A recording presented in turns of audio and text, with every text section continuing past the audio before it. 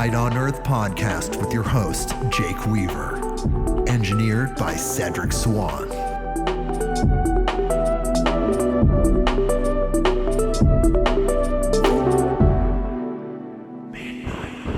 Hey, everybody. We are back with another episode of Midnight on Earth. I'm your host, Jake Weaver, and we are here to bring you more knowledge, more lights, and more love. Well, we have a returning guest this week. I'm very excited to announce that Craig Campobasso is here. Again, he's back, people. And we're going to have an incredible conversation. Last time we talked about his UFO Hotspots Compendium book and also his Extraterrestrial Almanac.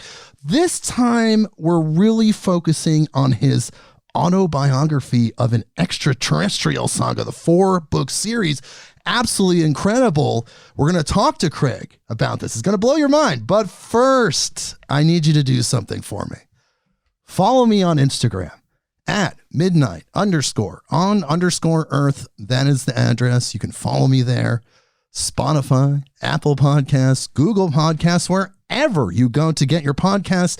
Click that button that connects us. So when people like Craig Campobasso come back on, you know exactly. You get that notification directly to wherever you get that. And of course, tell a friend, tell someone that you know that loves these type of podcasts that would be interested in this information. You know those people all over the world. We're in 174 countries now, if you can believe that. You know these people. Let's get more people here. midnightsonearth.com. Okay, so we're almost going to talk to Craig, but of course, we have to read his bio. So here we go. Craig Campobasso is an author, casting director, and award-winning filmmaker. Fresh out of high school, California native Craig Campobasso found himself working behind the scenes for 4 years on Frank Herbert's Dune. The father and daughter producing team, Dino and Raffaella De Laurentiis, and director David Lynch were Craig's mentors into the business of filmmaking. After he apprenticed as a casting associate on Steven Spielberg's Amazing Stories, Raffaella later hired him to be casting director for the popular Christmas movie Prancer, starring Sam Elliott. Emmy nominated for casting David E. Kelley's Picket Fences, Craig has been casting for more than 3 decades and is an acting coach in the Los Angeles area. Craig directed, wrote, and produced the short film Stranger at the Pentagon, which was adapted from the popular UFO book authored by the late Dr. Frank E. Stranges. After production, the short film collected accolades. In September 2014, it won Best Sci-Fi Film at the Burbank International Film Festival. In 2015, it won a Remmy Award at the World Fest Houston International Film Festival for Best Sci-Fi Short. Craig has appeared on many radio shows, including Coast to Coast AM with George Norrie. He's also been a guest on the Open Minds talk show with Regina Meredith and 2 episodes of Beyond Belief, which is also hosted by George Norrie on the Gaia channel. Craig has also appeared on the History Channel's Ancient Aliens, where Giorgio Tsoukalos is one of the main ancient astronaut theorists, and he's here back with us again. Hello, Craig. You know, it was so great. You got every pronunciation perfect. Perfect. Thank you. I feel like I've done this before.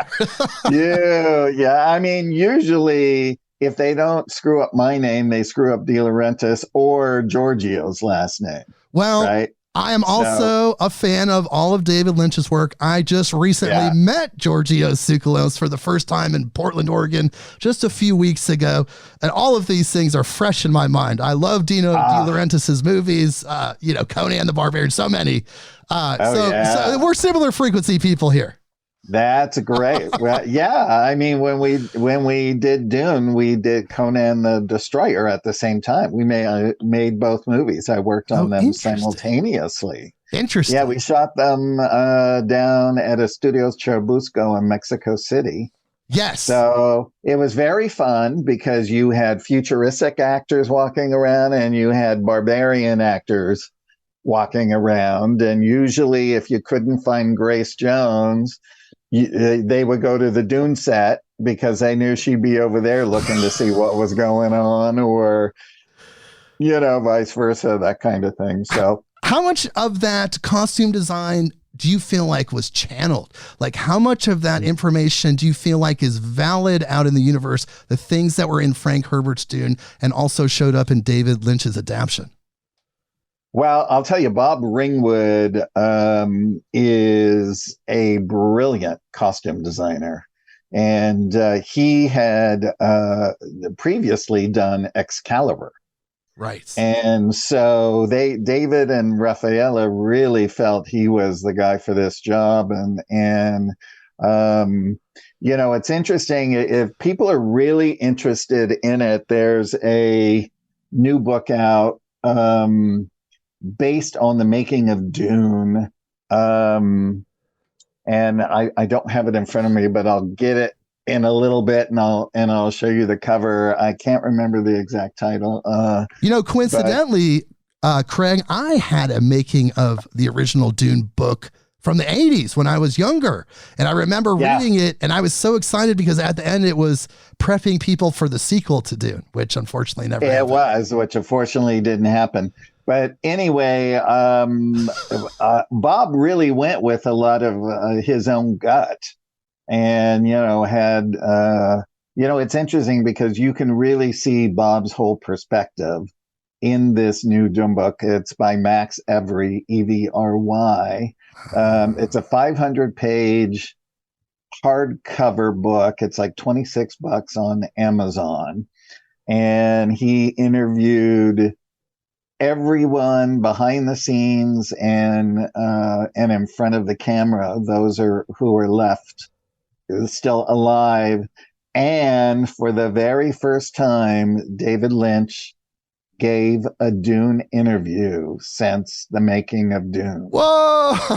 That's historic. If you're a Dune fan or a David Lynch fan, you know what that means. Hugely historic. So you get, I'm in the book as well, and you get the whole, I was on it for 4 years. Right. I was there as long as, not as long as David and Rafaela. They were there a little before me, but I came on really early on in the beginning. I mean, the first year it was just me, David, Rafaela, and 2 secretaries.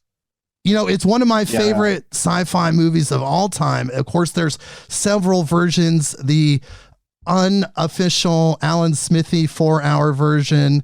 There's the theatrical version, which if you miss 1 second of dialogue, you could get lost there because of how the production, in post-production outside of David Lynch's hands, what happened.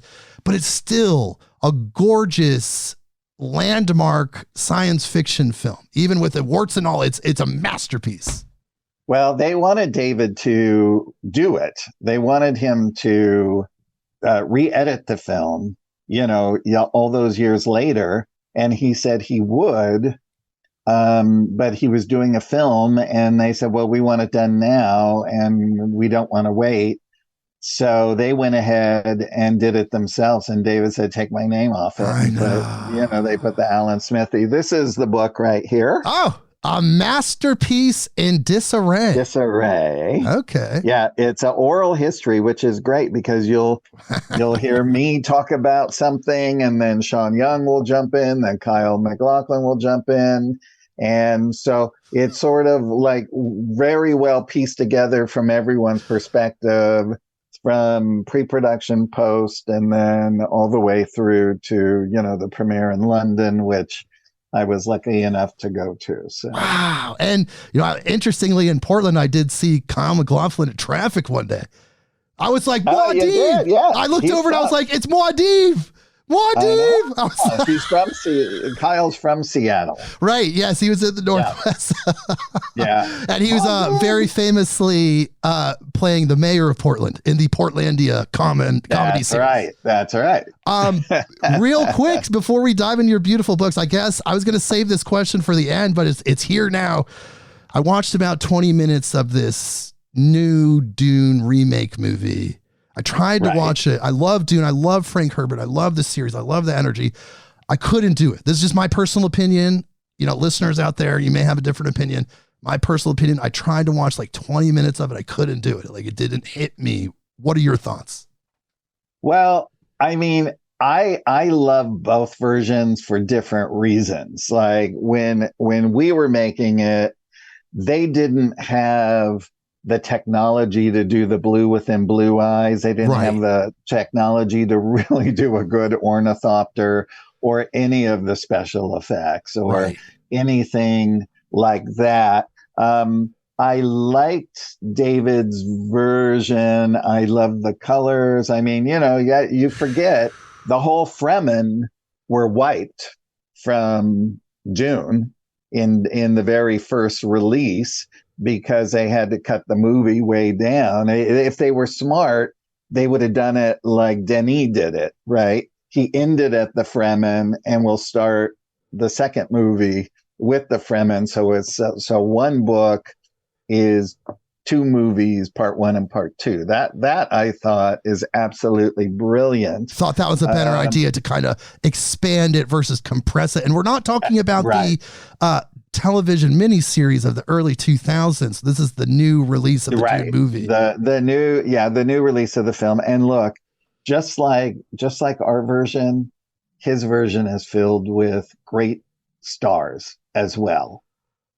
So I mean, I love, like I say, I love them both for both reasons. But a lot of people that I talked to, and not people, who worked on Dune, is that they were more drawn to David's version of Dune. And maybe it's just because it's been out for so much longer and it's more familiar. But I loved just the colors he used. I loved the weirdness of the Guild Navigator. I mean, that thing was amazing, seeing that on set. That was so cool. I mean, I was skinny, like a skinny mini, like Sting was back then. And I was in the costume department. I put on his costume and wore it one afternoon in Mexico. And I was walking around and I remembered what, Laurence Olivier said. He said, I never found my character until I put on the costume. And man, when you put on that costume was powerful. I felt so powerful wearing that, his costume. And so I really understood that. And, and then when you just see the Reverend Mother and, with those big giant head pieces. And I mean, those things were meticulously done. I mean, there were thousands upon thousands of, costumes and all kinds of things. People just don't realize how much goes into filmmaking and how tired everyone is working 16 hours a day, getting a few hours of sleep and getting up and, going back and doing the same thing. Oh, so they dedicated their lives to it. As you did, you were a part of it 4 years. Yeah. And also the exchange rates of the dollar versus the peso back then. You can get so much more filming in Mexico City. I remember reading about how David had people combing the desert, like literally with rakes, trying to get anything out of the sand because he wanted the sand to be absolutely perfect. So he had crews of people literally raking the Mexican sand to give it that Arrakis look. Yes, absolutely. And of course they were in rubber suits and 110 degrees. So that was not fun for them. I wasn't there during that, but so do you think this Dune experience and looking where you're at now somehow planted a seed? Because this is before you were 26 and had kind of your first awakening experience. And people, if you want to take a deeper dive and want to know about Craig's story related to the other books and his true understanding of this, go back and listen to episode 140. And this is part 2. So we covered that quite a bit. Yeah. But did Dune plant a seed? Did it help you awaken something? Was there something in that resonated with that extraterrestrial consciousness? Well, I think it did, but I didn't realize that it was orchestrated until after I was 26. Because you see, I was offered Dune without even interviewing because I was recommended by a friend to them, and they were just like, we'd like you to start. And I actually turned it down.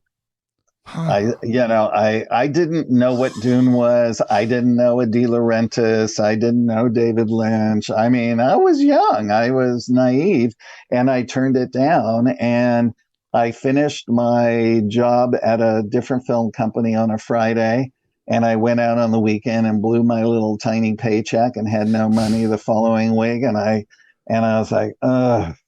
And then they called me back like on that Monday or Tuesday and said, "Are you sure?" And I begrudgingly said, "Okay." Wow. To later go, "Oh my God, are you freaking crazy?" Thank God it came back around, because I would not have the career I have today if I was not on that trajectory. Yeah, obviously you were meant to be there for a lot of different reasons. For a lot of different reasons. And, but as things started to progress and working on other movies, I started to see how Dino made movies, and I started to see, how things were done. And, I also worked behind the scenes on the original Total Recall with Arnold. Oh, wow. And so I got to see a lot of that stuff. Yeah, it was very fun. I used to fly from, the Carol Cole offices with the Johnny Cab head and the head of the lady that exploded. So that was very fun. Wow. That was very fun watching Mexican Customs open those boxes. And I just never said a word because they used to steal all of our stuff, and I just wanted them to freak, which they did. But, they saw it was in the manifest. And then at a certain time, we had to have certain people there to make sure the stuff got through, because they were shooting with it literally the second I brought it to the set. So interesting.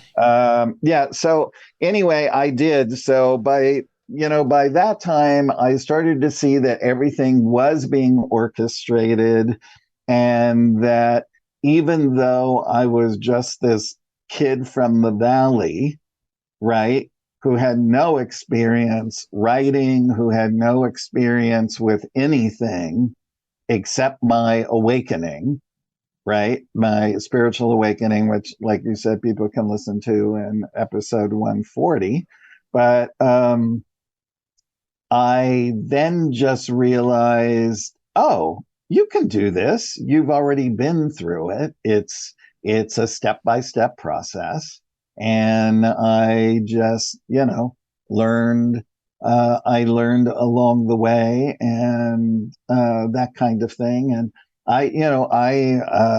when I received the information for the books, I saw it, I heard it, I dreamt it. I would visit there. I would astral travel there if I closed my eyes. I mean, it was so vivid that I was like, I have got to find an artist to bring these characters to life so people can see what I'm seeing, which I did. And I would take as many casting jobs as I could to pay the artist. I mean, I paid out a lot of money for each book to be, have artwork in it, up to 80 pieces of artwork per book. Right. So people could see what the landscapes look like, the ships, the interior of the ships, what the extraterrestrial look like with their uniforms, and, the whole galactarian alignment of space peoples and planets and all of that. So it was a complete joy going on that journey. And I'm still on that journey. And we'll talk more about that when we get there. Well, I just want to remind people, just to give you a little encapsulation, there was a 6-month period in Craig's life where he was having reoccurring dreams where these entities were coming in and giving him this information, like he was saying, and then they started to kind of come into the third dimension more and interact more. And that was the genesis for the Autobiography of an Extraterrestrial Saga. Right, exactly. They were three universal master teachers. Really? And what were their Yeah. names? One is Jacobaba, Right. Moyava, and Eris. So Oh. Eris is human. She's a female human. The other two come from the very first super universe on the very first world created called Marama. And they are in the world where everything is created and goes out into all of creation so that everything has a different experience. How's that? That's Yeah, mind blowing. that's just like a little. That's like was not even 1%, people. But you get this experience. They're talking to you. They're dictating these things to you. Did you know right away that it was going to be like a book and then a book series, or were you just recording the information as it came? No, well, when it first happened, I would just write down all the experiences and I would write what was going on. And that ended up being a 400-page book. So after a year of going through a lot of these experiences or more, right, I finished that book and I gave it to a very prominent spiritual writer of the times who helped guide me in a few different ways.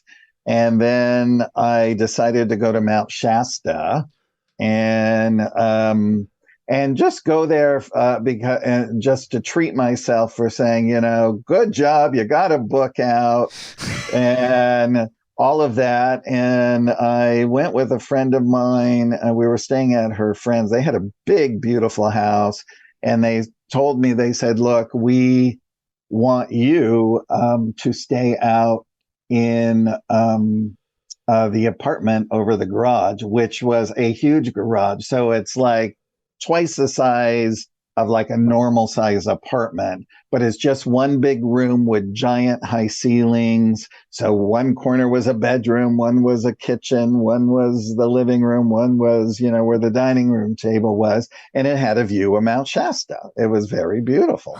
So I felt very lucky, and I went there, and so I had some tea, I did a little meditation, and I went to bed, and I literally consciously astral traveled out of my body, like lifted up, was looking down at my sleeping body. And then I saw a 12-inch glowing white snake crawling on the bed, and it bit me right here. And my body it twitched, right? And then my astral body split into masculine and feminine. And I literally heard the great I Am speak, you are to be what we are in thee. And then it went on through some other things, a little saying, I can't think of the whole thing. I haven't recited it in so long. But that's powerful. And just for listeners, I just want to point out, it bit him on the palm of his hand and between its index and thumb in that little area there. It bit him right there. Exactly. So anyway, and then I went back into my body, and I just, contemplated that. And I thought, well, the next morning I drove up to the top of the mountain to Panther Meadows. And I thought, well, I'm just going to go there and meditate on what that experience was. And then on the way down the mountain, I was just driving slow, and on the asphalt was a real physical, pure black 12-inch snake crawling across the asphalt. And before I could hit the brakes, I ran it over and killed it. Oh my God. And then I went, oh, and I realized what this was. This was about duality. This whole thing was about duality.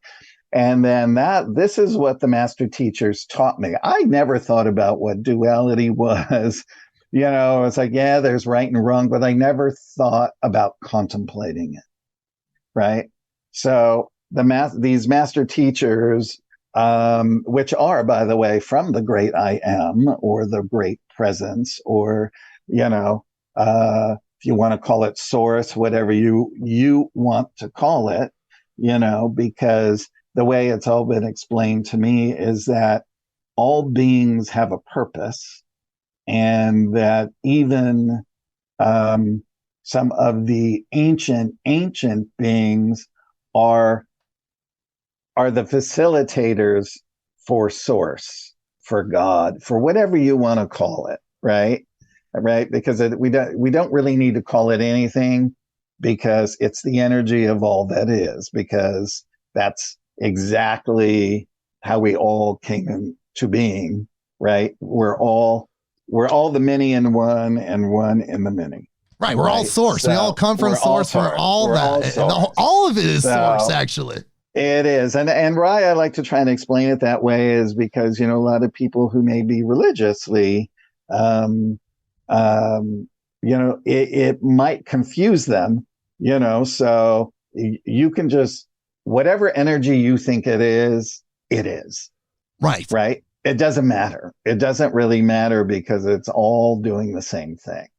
Right. So. And there are these beings, like you're saying, they're just a couple, if you can quantify it this way, a couple steps below source. I don't even really want to say it that way, but like, it's true. But they're just like right there somehow in an individuated consciousness, but quantum, but then here helping us, helping humanity evolve. Absolutely. Here helping us and doing that. And what was interesting is there were a few other people, because, I had a buddy of mine who lived up north, and he came down, and he's an incredible airbrush artist, and he was going to paint them for me for my book. And he came down, and, I described them, and I said, well, just go to bed. And, when we wake up in the morning, we'll do that. Well, he stayed up all night. They just came to him. He had them all sketched out. He had everything down to the penny, right? And then he went home, and he painted 3 giant paintings for me, right? And it's just so magical. But then what that spurred from him, from that experience, is he had a gigantic Syrian being who was over 8 feet tall, with very elongated heads like these beings had, from this universe, was with him for a year, who became his teacher. Wow. So he attracted that, like going into that frequency, and the energy, he pulled it in. Absolutely. And he is also, when it comes out, hopefully by spring of next year, he's in the ET Species Almanac, the documentary, as well. That's coming later this year. No. Next spring, I hope. Oh, that sounds exciting. We're still finishing it. So. Wow. Okay, so you're writing the first book. There's 4 books. Right. How long did it take you to write these 4 books? Well, it was a very, very long time. So let's see. Because I just kept writing and writing and writing. So book 1 and book 2 were really book 1. And then I sort of split them, right? And then I knew what book 3 was going to be. I knew it was going to be about the greater duality in the universe between Archangel Michael and Lucifer, who had been on this prison planet for 200,000 years in seclusion. And then the lead character, Tehran, is sent by Michael to take down his lateral statement, which he has never given to anybody before. But for some reason, he takes a liking to Tehran. And then this whole nother story starts to unfold. And we find out the whole Lucifer backstory, right, in that book. and that, he has never sought redemption. So he is put on trial for soul death. Now, when that came out of my hands, I had never even thought of the concept that you could end a soul forever. Really?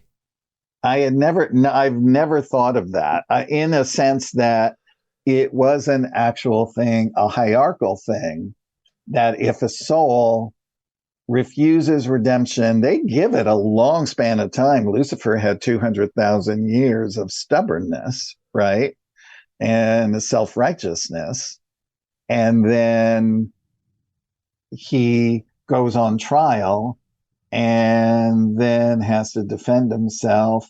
And what's interesting is that you think it's only one or two outcomes, but there is a third, and it blew my mind what the third one was. Yes, and we're not going to tell people, but we're going to tell people to check out the books because it is enthralling, and there's even an Audible version. It's beautiful, but this is something that I noticed right away because specifically referencing that book, what you talk about is the Lucifer rebellion story in this series, or your series, is far different from what we're taught in mainstream religion around the world. So how much of Earth's culture is based on these universal archetypes? Because there's Greek gods, there's Judeo-Christian archetypes showing up in your book series throughout, and they're throughout the universe. We already know this from other guests as well. This is very true. So, but what happened with Earth? How did we distort these stories of Jesus and other universal beings?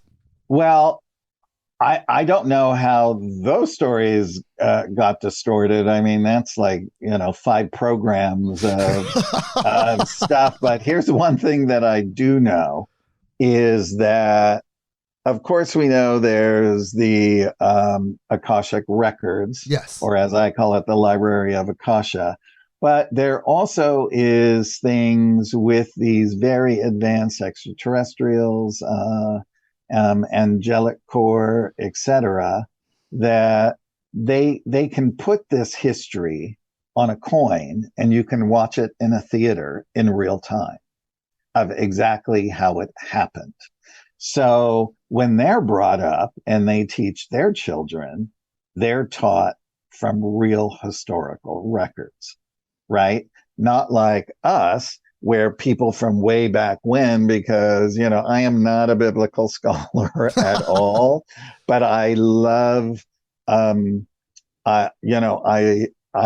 love that whole biblical period. I totally love Jesus's message and all of that. And, just everything that went on around it. But then, we have so many different things about who this was Mary Magdalene, and this is who she was, and this is who she was. And, so everything kind of gets around. But we know that these things weren't written until hundreds of years after his death. Right. And so I tell everybody, look at the bright side. When you go to the other side, you're going to have access. And you'll know the truth then. Oh, I can't wait. I have so many things I want to look up. Yeah, believe me, I've thought about that for many, many years, but it just seems like, and I've talked to so many other high frequency people, and they talk about all of these same things, Jesus and these entities out there serving other races and also just existing as energetic archetypes.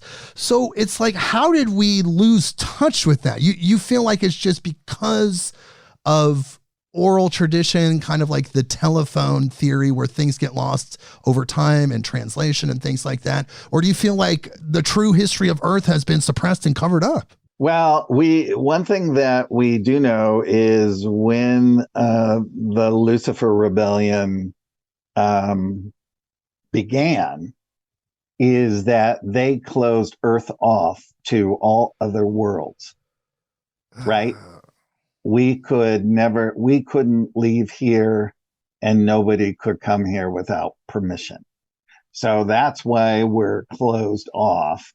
A lot of people, believe that the rest of our solar system or our Milky Way galaxy is not populated. It is populated. They're populated on the interior of the planets.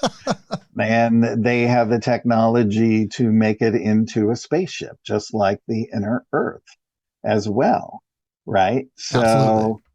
and the thing is how they stay looking young and healthy and living very long lives is that they know how to set the resonation field, or as I call it, the God code. It's a resonation that keeps their cellular structure in perfect harmony with source, right? So this is on their ships. It's built into their suits.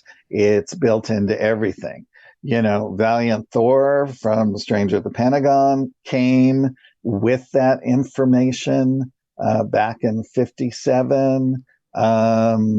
There was another being that also came with that information. I'm just trying to think of which one it was. It seems like if you get that high technology, like you've already tapped Right. into the secrets of the universe. Like you're prolonging life, age, matter, everything.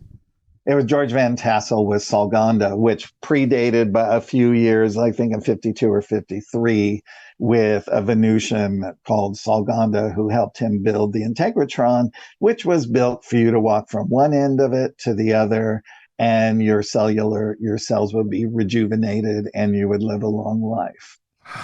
Well, it seems like like you would think that level of technology, complete mastery of matter, energy, consciousness, things like that, bringing people back from one cell.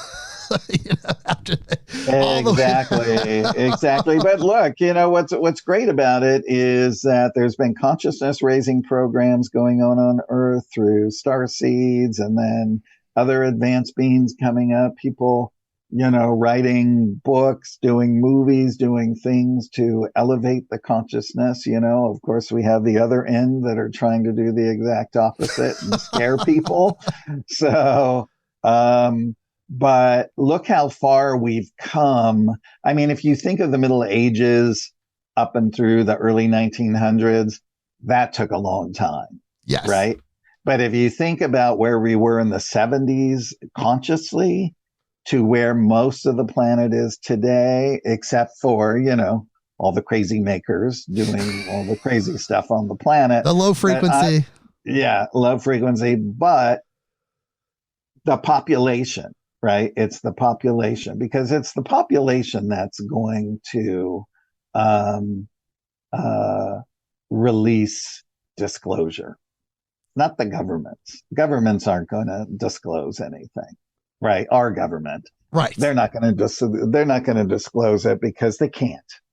I mean, there's so many reasons that you could go into why they can't. And you know what? If I were them, I wouldn't do it either. They tried doing it a little bit through To the Stars and leaking a few things to test the public's reaction.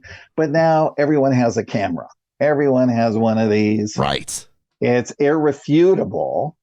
Right. So now, with everything that's going on, it's the public that's going to actually bring forth disclosure. Absolutely. And I think that over time we have been desensitized collectively to the concept of extraterrestrials, that we're not the only life in the universe. You can see it in the movies and the media and the other things. And now you talk to the average person and they don't have an intrinsic fear of extraterrestrials that may have been present in the past.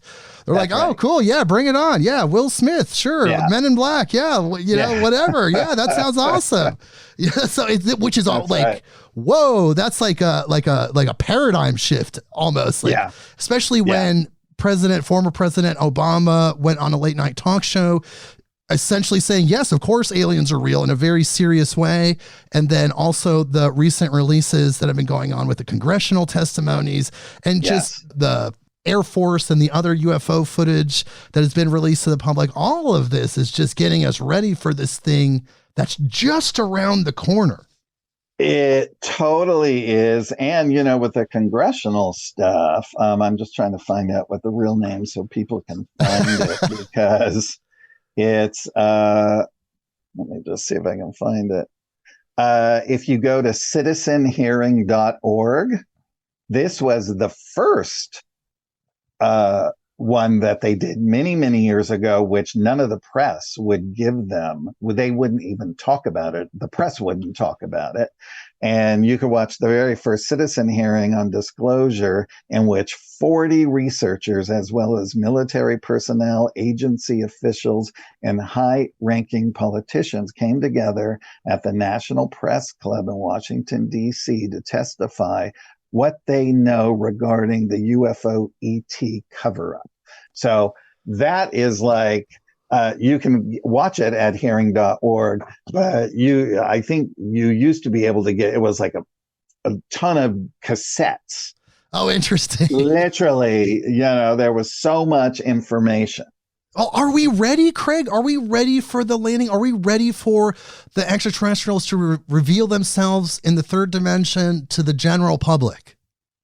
Well, I think because so many people are starting to have their own encounters, it might start on the interior and then kind of fan out, like you were saying. Yeah. And then, I know that that's happened to a lot of people, so they're more welcoming to it. And then maybe the next phase would be that they'll befriend someone, and then eventually that person will tell them where they're from, right? That kind of thing. There is part of the consciousness raising program is where starseeds are here. They allow the Galactarian alignment to take their human DNA, and then they create hybrid babies with humans, galactic humans and Earth humans. And then those people are groomed to be teachers on Earth, to be very high spiritual teachers. And those are already stepping down on the planet now and intermingling, and they increase every year. And, there's sometimes you just meet somebody and you just get a feeling and you just start getting chills, and you're like, wow, and sometimes those people might reveal themselves, and, sometimes they won't, but eventually they all will. And it won't, it's not going to be a scary, entrenching thing. And they're not going to put a zillion ships over the skies and scare people. That would be called a false flag. Absolutely. Project Bluebeam, right. people. That's right. That would be a false flag. They would never, ever do that to a young planet such as ours, because they're in charge of the consciousness raising program. And once we reach their consciousness, then they will start to intermingle with us slowly and surely, and take little groups of people on expeditions. I mean, I would love to go on one of those expeditions, right? Well. Yeah. And I mean, and so forth. So in your book series, one thing that was prevalent, and it was actually an introduction at the beginning, was the comment about the Urantia book being a big part of it.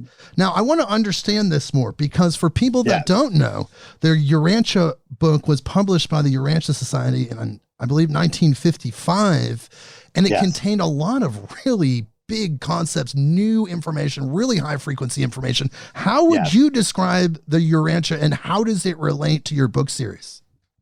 Well, I literally, all my life, when my father is Catholic, right? My mother didn't really grow up religious, but when I was young, my mother felt that I needed maybe some kind of religious upbringing. So they put me in Catholic school or parochial school. So I went for 3 years. And I will say I learned an awful lot, because, those nuns, they don't mess around, right? and I did get my hand hit with the ruler. That stuff is true. But I did have one teacher, Sister Mary Rose was her name, and she was an incredible teacher. And I just still to this day carry such love for her. I'm not religious at all. I would call myself spiritual. and just tune myself to the universe and to the harmonics that way. But I love everybody's beliefs and all of that because we're all aware what we need to do and what we need to learn. Absolutely. Right. But what was the first part of that question? Because I know I was going somewhere. The Urantia book. There we go. There we go. How would you describe it, and how does it relate to your series? So I always wondered, because the way that they always talked as Jesus, as God, and this, and then there was all the gods, and then I was so confused. I didn't know what was what. And then one day I happened upon the Urantia book that explained it all. And I went, oh, that all makes perfect sense to me, right? It makes perfect sense to me that source or God makes separate personalities of itself to run the spiritual network of the universe, right? So we would consider those archangels, Michael, Gabriel, Uriel, all of them would be what we would call paradise sons. Now, what they call ancients of days are previous paradise sons from previous universes who really, once you have go from universe to universe to universe to universe, right? That these ancients of days become so brilliant because they're really schooled in as many universes as that they've been a part of, and really we're all part of all of them. But if you can conceptualize this, that there are 7 super universes, and with each one of those super universes, there are 700,000 ovums or universes.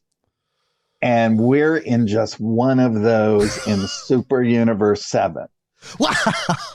Right? That's so expansive. It's mind-blowing. So it's so expansive because, now this universe is said to have been given the most free will of any other universe. Because, my big questions always have been, how can you allow somebody like a Hitler to do what he did?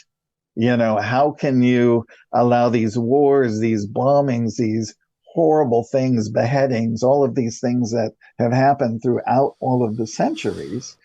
And when you really boil down to it, a lot of people, like, let's say, who might have been murdered or have gone to the other side, sometimes they come back and they say, oh, it's a lie. This is a lie. This is the true home, right? So this is the playground where you get to be God. And you get to manifest, you get to pull things in from the material world. You do, and over there, it's where you are God. Consciously, right? So interesting. I mean, I just get the chills thinking about it. It's powerful. Yeah, it's super powerful. It's simplistic and powerful. And Campobasso, who is what we, is what I would deem as ultra terrestrial. He has they have many titles, but they don't go by titles. It's just for our own edification, right? Right. But he said, experience doesn't differentiate between the mental, physical, or spiritual. So if you astral travel, as I was doing with them in the beginning, he said, you are having that experience. And that experience is added to your soul. You see? So, because, at first I just thought I was dreaming it. And then I realized in months 2 to 4 that I actually was there. I would wake up in that dimension wherever they were at that time. Because it's in information. It's just information. Right. And then when you're That's taking right. on the energy of information, you're expanding. That information Exactly. doesn't die. It becomes a part of you. Doesn't matter what dimension you're in, what time stream, time, space. If you're integrating the information, that's what counts. That's what matters. That's right. And the thing is that everything you are and have been is in your cellular structure. So what they were doing for me was waking up my cells to that past cosmic heritage that went back into many, many, many, many, many lineages and that kind of thing. And so when he said to me on the day that I returned from Mount Shasta, right, Father Jacobova came to me and said, what would you say if I told you you wrote that book for yourself? And I said, then I've learned a lot about myself. And he said, now it's time to sit down and write the books you were meant to write. That's why you came. That's why you came here to Earth. And I said, okay. And, and I just got a pen and I had a legal pad. And I just would write. And he said, write and write and write until you can write no more. Don't stop. Don't edit. You don't know what a word is. Just write it out. We'll answer it later. There were words still to this day when I write. I don't know how to spell them. I don't know what they mean, but they'll spell them for me and I'll look it up in the dictionary and my mind will be blown. Right? Because I'm a simpleton. I literally am a simpleton. I am not kidding. And I think the reason for this is because it's for everyone to see that you can achieve anything. You can achieve merging your duality. You can achieve entering super consciousness. You can do all of that, right? Yes. So that's why I think I was born into a simpleton life and that kind of thing. Because, I say if I was born into a rich family, I definitely wouldn't have taken this path. Right. Right. So, and as humans, we are living light. There's no doubt. Right. Every religion, the deepest spiritual philosophies, they all kind of go back to the same place. We're living light, an extension of source and containing all of that information, energy of the entire universe. It's locked up inside our beautiful human body. If we train ourselves, if we learn how to utilize those things, we can unlock those things, which is kind of like a theme of the book series, which I found so powerful and so amazing, is that all of these entities out in the universe are striving to activate their Christ consciousness. It doesn't matter how high frequency, they're Pleiadian, they have all this advanced technology, they're able to do these amazing things. They're still striving for that Christendom that you talk about in your books. Right. And you can ascend 1,000,000 times. It's not just one ascension, right? Right. And it's not just one spiritual awakening. I mean, I had my first one when I was 26. I thought, oh, that's it. And then in 2014, I had another one.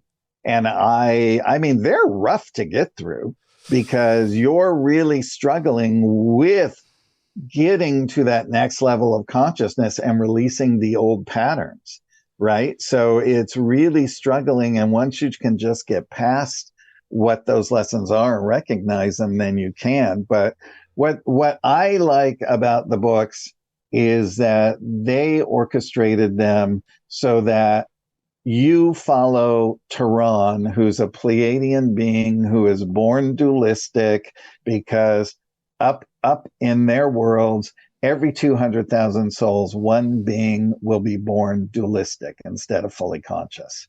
And that is so that the fully conscious beings will stay, they'll be more almost like an anchor, you could say, like holding that energetic field. Yeah, it's like they don't have access to dualistic beings, so they get to interact with each other because they don't know. And the same for the dualistic being is interacting with fully conscious beings. So they're two different consciousness really trying to understand each other, right? So Tehran is really searching to overcome duality and become dualistic. And throughout the first three books, the actual reader can become the actual character of Tehran and learn how to do it themselves. And that's the thing about this book series, is that these people, these beings, these characters that are in this series, they have relationships, they have struggles, they have things to accomplish, terrible things that happen. There's all kinds of situations that happen within these books that are very reflective of what we experience on Earth. So it almost lends itself to the idea that there's so much out there in the universe happening that's similar to what's happening on Earth. There's like a microcosm, macrocosm, except they're in a higher bandwidth. So even though they're in this higher frequency, higher bandwidth, some of those things carry over. Some of those things are still happening. They are. And the thing is when, the thing about being fully conscious, it doesn't mean that your feelings don't get hurt. It means that you have the power to understand them and talk them through with whoever you are actually might be having a conflict with, or emotional things as in a relationship or things of that nature. And, I think the other big thing that was interesting to me, because they live thousands and thousands and thousands of years, you're like, wow, they're not going to just take one mate. Right. I did notice that. That would be boring, and I was like, I really could see that if you really are coming from a place of unconditional love, right? That let's say if you had a wife and you'd been together for 200 years, she'd be like, oh my God, go to another galaxy for a while. But here they can actually, if they choose to, right? Like before they actually would vow themselves to one another, they would have the conversation if they wanted monogamy or if they wanted open relationship, right? Right. And and that could include like even for just a male, it could include men, women, hermaphrodites, right? With both sexes, both sexual organs. The identities and sexuality out there have not been explored as much as I've seen on Earth. Because it is truly astounding. well, we've really put it to the test here. I mean, the whole sexual experience. We did. I actually once asked Yvonne Smith about, I said, have they ever talked about sexual intercourse? And she goes, oh God, no, they never have. And I was like, okay, well, this is what I've been shown, and it's like fascinating. It's fascinating, to think that like some beings, like maybe some grays, have a vagina and a penis, but the penis is inside, right? And so each other could carry a baby. Yeah, there's just so many possibilities. And the thing is, it's like amazing when you're in that high frequency experience. And I think this is what you're saying, is that you're just love, right? So you're with somebody 200,000 years. That doesn't mean you can't love another being and then kind of spend a epoch of time with that person, maybe even rotate back, and there's no attachment. That's such a human thing, this attachment that we have, this ownership of a being. When there's unions created, now there can be kind of like a collaborative union where everybody just agrees, but the forced unions, the different things, the attachments, I feel like a lot of that is human earth based. It is. Yeah, it all is. And it's all based on early religious constructs. Absolutely. That, that this is the way that you have to do this and this is the way you have to do that. And, even the 10 Commandments, it's a guideline.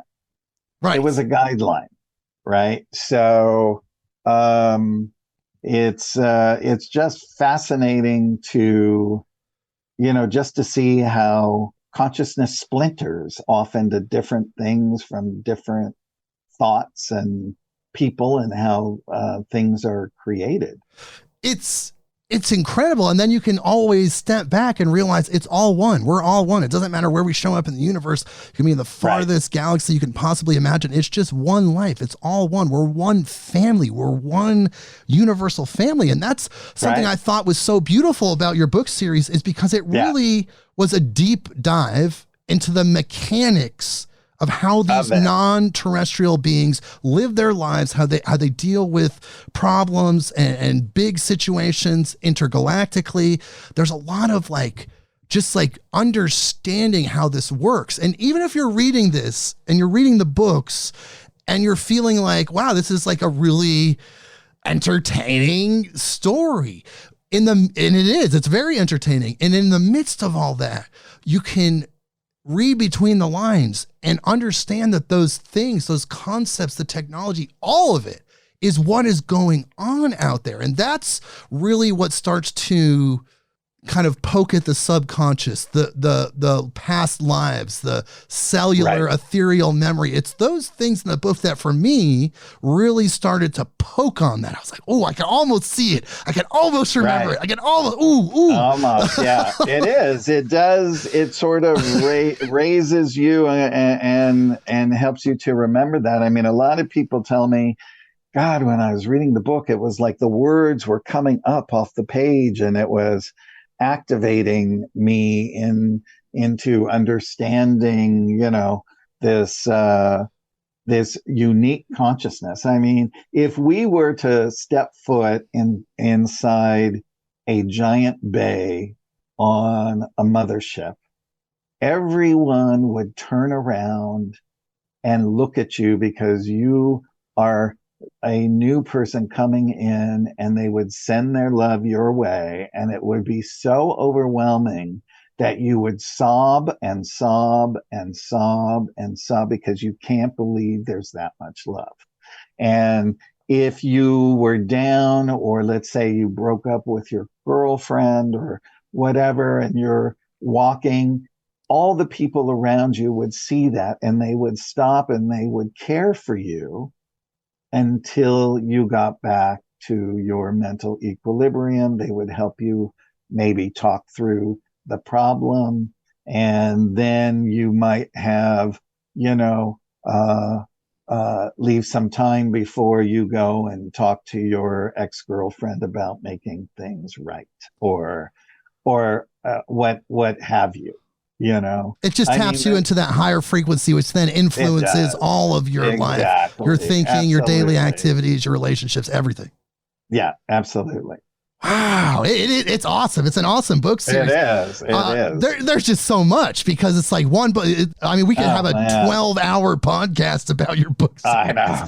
But I want to talk about one point, and you talked about this in one of the books, the concept of the 144,000. Now, in the Judeo-Christian understanding, in the book of Revelations, it talks about these special humans, 12,000 people from the 12 tribes of Israel, equaling 144,000.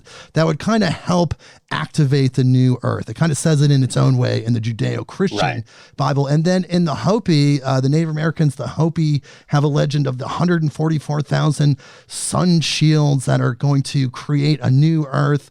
Of course, the number 144,000 shows up in Mayan culture, Egyptian culture. It's a big, big number. There's something there, but there's something bigger with that. There's a Pleiadian mission. There's something that's attached to that concept that's bigger than Judeo-Christian, that's bigger than Earth. Can we talk about that? Well, it's a how I understand it in simplistic terms. It's a mathematical number that, when, let's say, on Earth, once 144,000 people have reached full consciousness, that is the time it will go and spread throughout all the rest of the consciousness on Earth. Right? That's enough to activate the human consciousness pool. Exactly. And then it will spark everyone. Some could be like totally asleep. Some could be working on it or whatever, but it will spark them to only do one thing, is to become fully conscious. That will be their mission in their lifetime. So do the starseeds, the Pleiadians, do they have a role in activating those people? Yes. Yeah, they do. So a lot of the starseeds get activated as well. And it's not just Pleiadians. It's right, of course. From all of the cultures and things. But, I mean, my soul is from the Pleiades. I've known that ever since I was woken up. I mean, the minute I heard that word Pleiades, I literally just sat down and sobbed, and I just kept saying, I miss home, I miss home. And I didn't even know why I was saying it. Yes, right? I've had similar experiences, and I've met other people that have felt that as well. Yes, yeah. So, but it's a thing that will really just start activating everybody. The thing is, what's interesting is how they view it, because, Tehran is a big part of the Starseed program. And as the alignment looks over all of the starseeds, some of the newer starseeds freak out. It's hard for them to adapt here because, they're back in this dualistic realm, and so they revert, and then they're trying to get them back on track, right, to push past the fear, right? Yes, I've heard of starseed suicide. Sorry to interrupt you there. Yeah, no, I know. And I actually met a woman who was married, had 2 daughters, and she was being shown her cosmic children, and she just wanted to go home. And she called me, and she's, she was a older lady in her 60s at the time. And she said, Craig, I'm going to commit suicide. I'm going to go home. And I said, you can't do that. I said, you can't do that to your family here. And if you were to do that, what your actual mission is here, you would not have fulfilled it, and you will have to come back in another reincarnation cycle, and it will only prolong your mission, your mission of raising consciousness. And so that really helped her through it. But yeah, there's a lot, and that's what Tehran does. You were saying he helps these star seeds coming from this planet specifically, right, kind of adjust. Right. Yes, adjust. And it's hard, but as you start to get up there, I've met a lot of other people who are even in high positions, in government and things like that, who are awake. And, they're like, man, pretty trippy being awake, isn't it?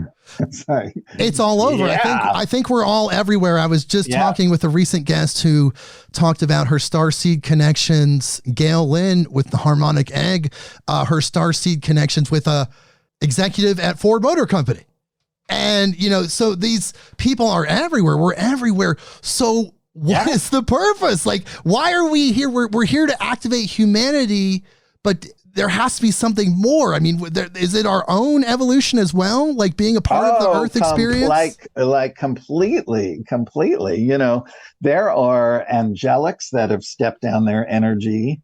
There are advanced beings from other super universes and universes that have stepped down and just shaved off a piece of their soul for an incarnation mission here.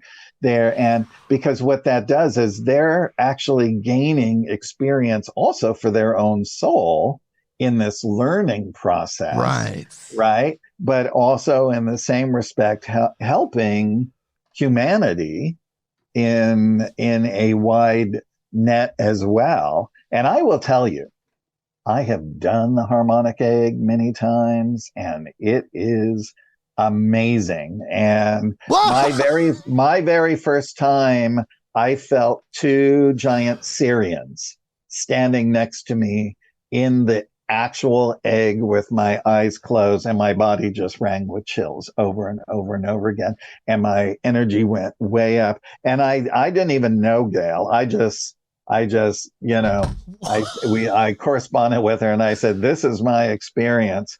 And I think, if I'm not mistaken, it was actually built also on Syrian technology. Yes. Yeah. Oh, you'll have to listen to the episode. She was just on a few weeks ago.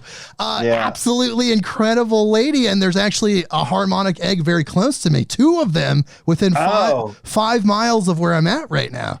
And so I was kind of down with an illness, but I'm going to be visiting them very soon. I'm back, people. I'm back. Good. That's so interesting that you know about that. What interesting. Yeah. I love the harmonic egg. So I asked you this last time, and I'll ask you this again. What makes humanity so special? Why are we so cool? Why are these beings coming from across galaxies, universes to help us evolve with so many civilizations out in the universe? So many people, conscious beings equal to us in love, like getting that same love from source. Like, why are we so special?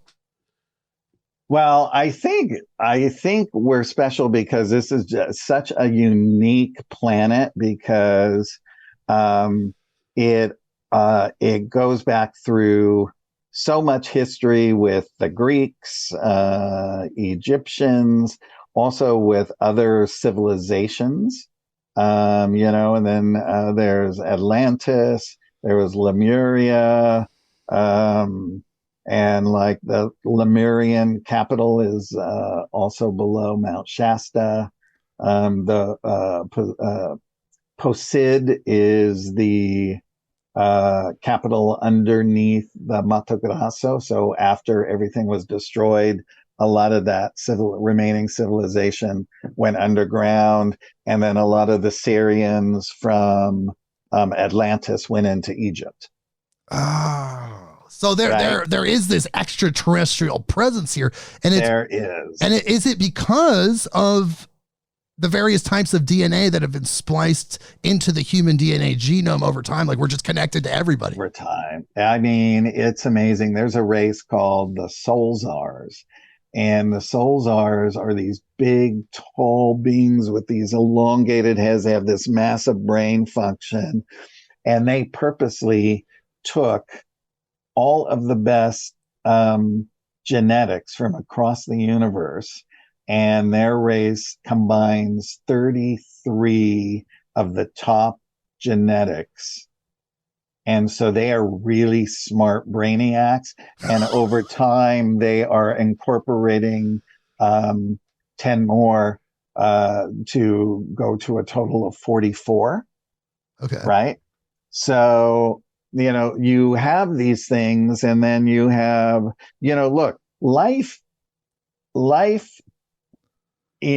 for the very advanced extraterrestrials, the fully conscious extraterrestrials, the angelic core, those kind of things, they think all life is precious and they want to help raise up. So all of the races that were here before, and there's a lot of them, Pleiadian, Syrians, all of that, they want to help raise us up. Plus, they also don't want us to destroy the planet and blow it up, and that'll screw up the rest of the universe as well.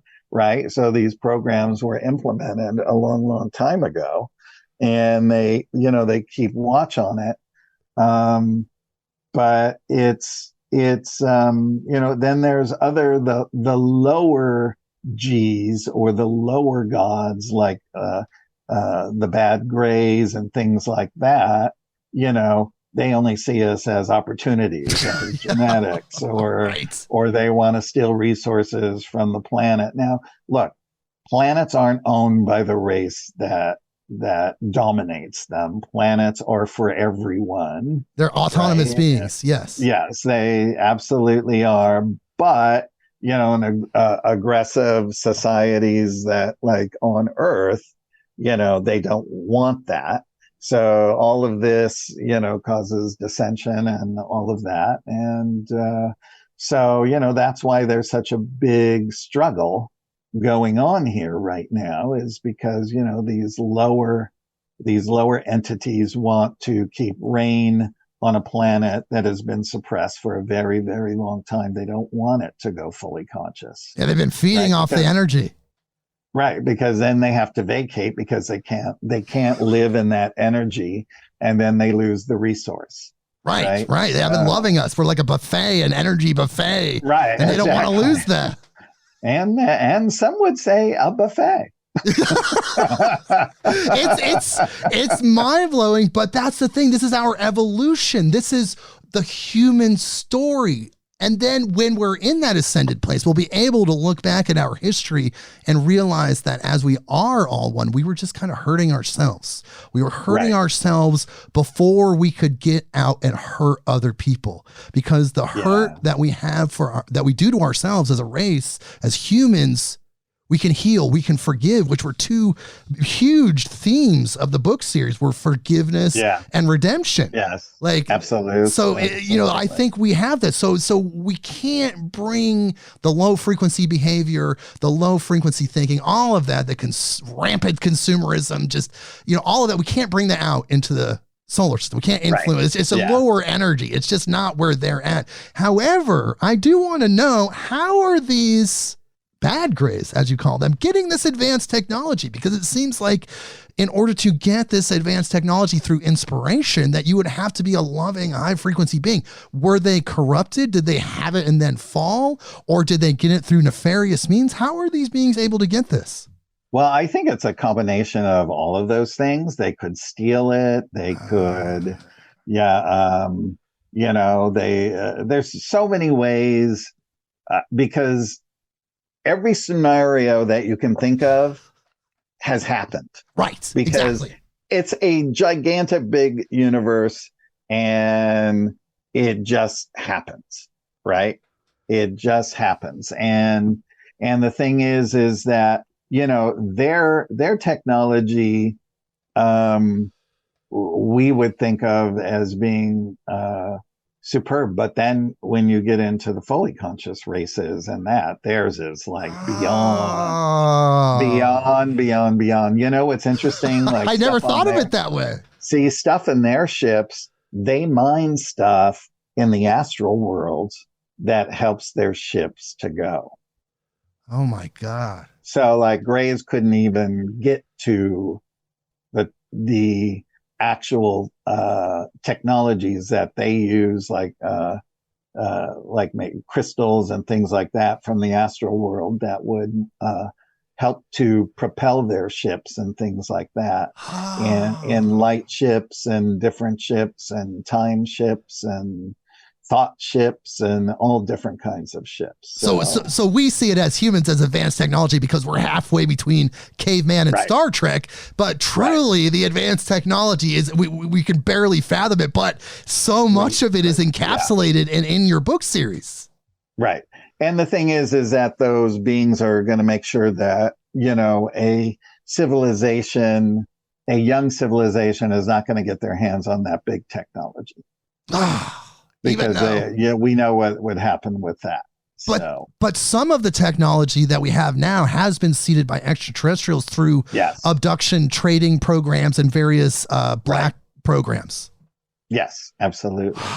So are we exactly where we're supposed to be, in your opinion, or have we been influenced chaotically and we're still on course, but maybe not exactly how we were supposed to be? I think we're in the place that we're meant to be, and that I just don't want people to worry, because there are angelics and very high beings that are keeping a watchful eye that everything is going to be run smoothly, right? You know, what's interesting, I was watching a documentary, I think it was one of the new Steven Spielberg ones on UFOs, right? And when they had the meltdown in Japan, Fukushima, that they were there in the hazmat suits and they were taking a reading. It was like 3,000 something radiation, which was like off off the charts. And then they saw a ship come in. Somebody filmed it, and they were showing it shooting a beam down into the actual reactor.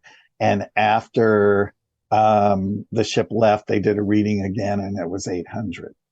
So there's something making sure there's some error correcting beings out there, making sure we don't just blow the whole thing up. Right. Well, I mean, imagine what that would have been if it really went out and destroyed the whole all Western the Hemisphere. Yeah, like everything. Yeah, exactly. Everything. Well, thank God, and thank all the beings out there for guiding us and watching us and making sure that we're on track. I believe we are headed for that beautiful united Earth where we're all living together and traveling with our galactic family as ambassadors of love and life. I think we're on that path. This is just the growing pains. We have to shed off the lower frequency things collectively, and then we will get there. But temporarily, in the moment, right now, for most people, it seems kind of chaotic. Like, oh my God! But just realize when you're in it, you're in the fear. Just remember to center yourself and remember you're here to spiritually grow, and that will help to push all of that up and out of our consciousness on Earth by you working on yourself. That's what everybody is here to do. Yes, absolutely. We have to work on ourselves, and then we get that grand prize. We get the grand prize, which is a beautiful planet where we're together. Doesn't that sound awesome, people? We have this manifestation power. We can create any world that we dream of. We visualize. We have the most power you could possibly imagine locked up inside us.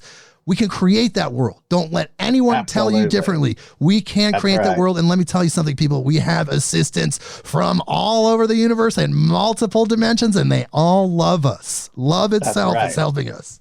That's it. That's it. By the way, I just wanted to say that, originally I was only going to write a trilogy of books, and then I ended up writing a fourth book. And then I was told you're going to write 7 books in total. So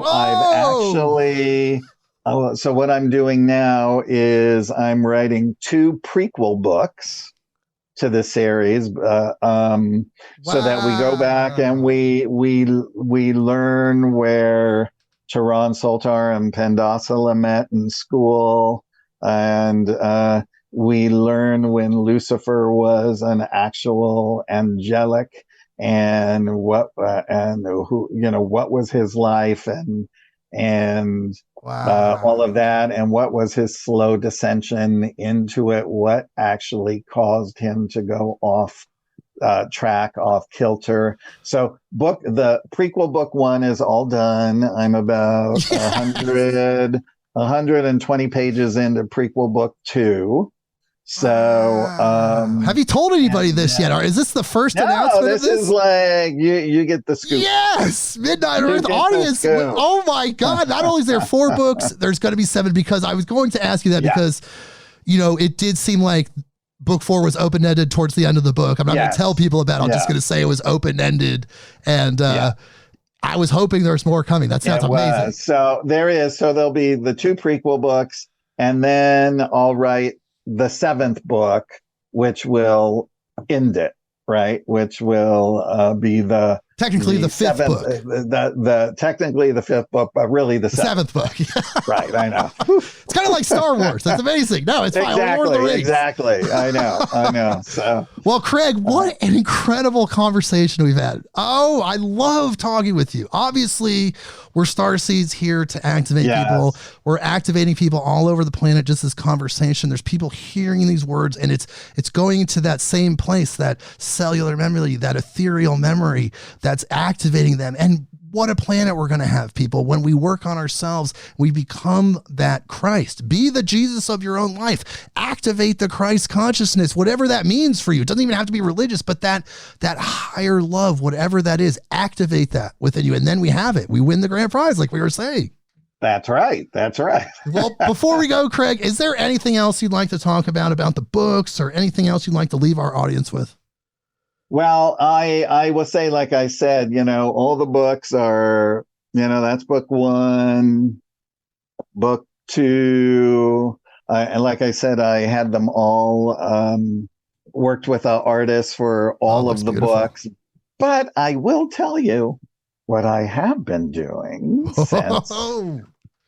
since writing the prequels is those I'm working with a new artist. And when I finish with the 7th book, all of the artwork is going to be brand new. Wow. So you're going to go back and redo everything. It's done. Oh, it's already done. It's already done. So now I'm just working with my wonderful artist now as I go in, as I finish prequel book 2, and then whatever characters are in book 7, we'll finish that and then we'll set them up. I've also talked to one publisher that I'm going to go with. I'm going to have them traditionally published either through a publisher or I'll just put them on Amazon. But then I've talked to another publisher that can do it as a sideline. And what they specialize in is doing color pictures in hardcover books. Ooh. Yeah. So that'll be super cool. Definitely something to look forward, people. And look, I want people to get this book series, and I want to tell you where to find it. Okay. The website that you can go to find out a lot of different things about this is Autobiography of Autobiography of an ET.com. So if you go to that website, you're going to learn about this book series and the other books that Craig has. And also if you go to strangeratthepentagon.com, which we talked about just very, very briefly. There's a mini documentary about Val Thor and his visits to Congress. Absolutely amazing. And of course, Craig has other books besides the 4-book series, the UFO Hotspot Compendium, which I, again, highly recommend. Absolutely amazing book. That one is. I think I've thought about it probably about 20 or 30 times. Every time I think about Sedona, I think about that book. Yes, and the Extraterrestrial Species Almanac, the ultimate guide to grays, reptilian hybrids, and more. That is available on Amazon, on his websites, and available actually anywhere where books are sold. You can find these things. Yeah. And if they buy them on my website, I personalize them and autograph them. Oh, wow. And the book series is on the main page. The other books are in the tab Other Books. And they can buy, they can start with book 1 if they wanted to. Or if they want to get the full set, they could buy, the full set in softcover or hardcover with one click, and personalize and autograph all the books as well. Oh, that's amazing. And would they just have to email you, or is there like a little message box? No, it's a thing. If they're buying it for a friend, I would just say, email me through the website and say, hey, I just bought, 4 hardcovers. They're not for me. They're a gift for my friend Susan. Could you make it out to her? Right. Personalize it to her. So, I love autographs. People love autographed books. I have a great autograph collection. I love autograph books. And, I was at the Bodhi tree. I would always sort of fly into there every once in a while and look and see what they had in the UFO section. And I didn't know that Betty Hill had just been there and did a talk. Oh, wow. And they had one book left on the shelf that was autographed by her. Ooh. So I nabbed it. And then, of course, she passed away not long after. So. Wow. Yeah. That's incredible. Wow. That's also a different energy. That's like a whole other podcast episode. Whole other podcast. Well, thank you so much for being here, Craig. It's been absolutely amazing. Deeply appreciate you being here. Thank you so much. That was so much fun. Oh, it was amazing. Please hold through the outro music, and everyone. Oh my God. What an incredible episode. Legendary Midnight on Earth episode. Check out this book series. Check out the other books. Check out the website. Check out everything Craig's about. It's absolutely astounding. It's mind-blowing. Of course, we're going to have him back. So look forward to that. And we will see you next week. Midnight on Earth.